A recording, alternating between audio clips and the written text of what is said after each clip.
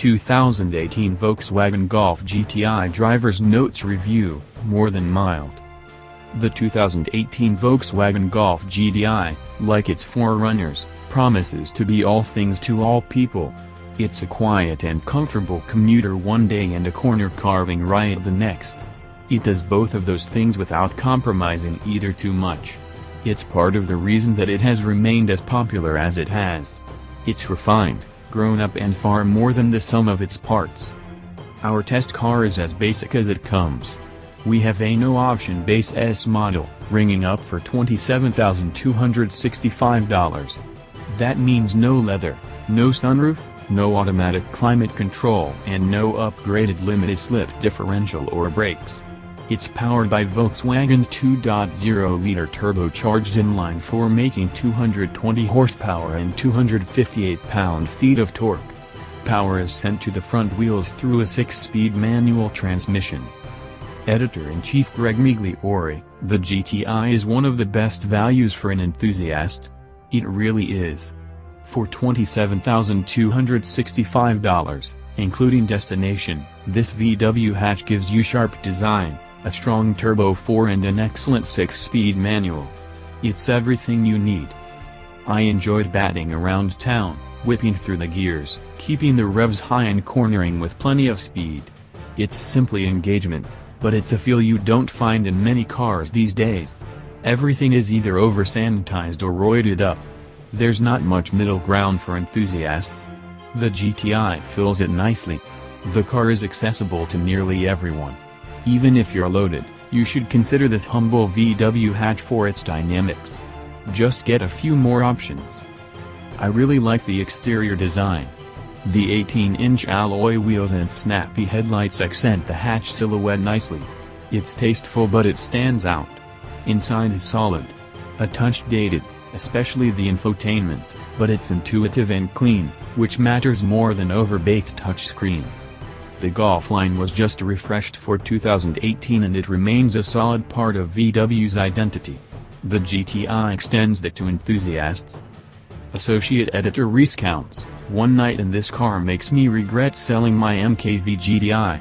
I mean, I don't really regret selling it, I wasn't driving it as much as it deserved, but I sure as hell miss it.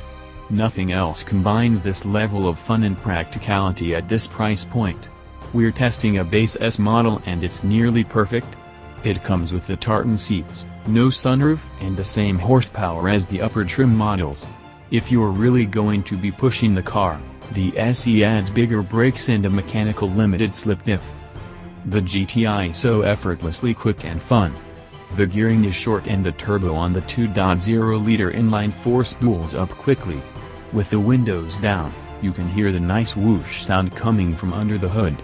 The exhaust makes a nice noise, too. The shifter is smooth and precise. Lay on it and you can consistently bark the front tires on the 1-2 shift.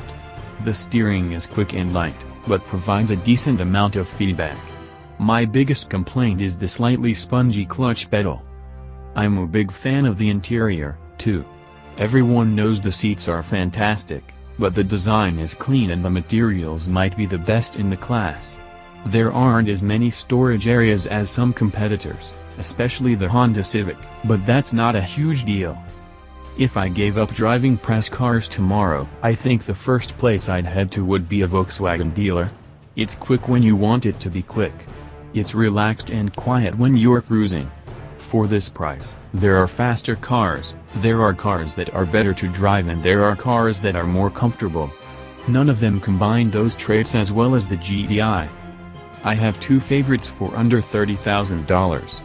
The first is the Mazda Miata. The other is the GTI.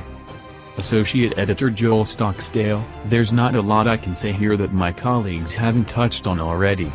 The engine is a charmer. It takes a moment sometimes to hit full boost from low RPM, but it has a deep roary voice and about the perfect amount of power. It's enough that it genuinely feels quick, but not so much that you have to be breaking the speed limit to fully enjoy it. The engine is packed into a playful chassis with loads of grip and composure. Still, you can feel that the tail will play a bit when you want, but not without your say and with plenty of warning. Oh, and of course it's all impressively compliant. For those used to luxury cars, it's a bit stiff, but on the whole, it's quite comfortable. The interior is mostly nice. You can't not love the plaid seats, which also pack bolstering that keeps you secure, but comfortable. The illuminated red lines on the door trim is a nice nod to the red trim line on the grille. I'll be honest, though, the Golf Stash design has never really done much for me. It's a little too boring. I don't like the weird step down in the plastic surround on the center stack, and as both Reese and I lamented, the power button on the volume knob spins as you turn it, meaning it can perpetually be askew. Personal nitpicking aside, I do have a more genuine issue with the GTI, and it's that it's a bit pricey. Our base Model S, which came with no options, rang up a price of just over $27,000. While it comes well equipped, there are at least two features we would really like to see included that are only available on the next highest SE trim: LED lights and a mechanical limited slip differential. Neither are truly necessary, but the LED lights are a massive improvement over the standard halogen lights, and if you plan on doing any autocrossing or track driving, you'll want that differential. And moving up to the SE brings the price to just over $31,000. So the GTI is an all-around excellent car, but you're paying for it, too.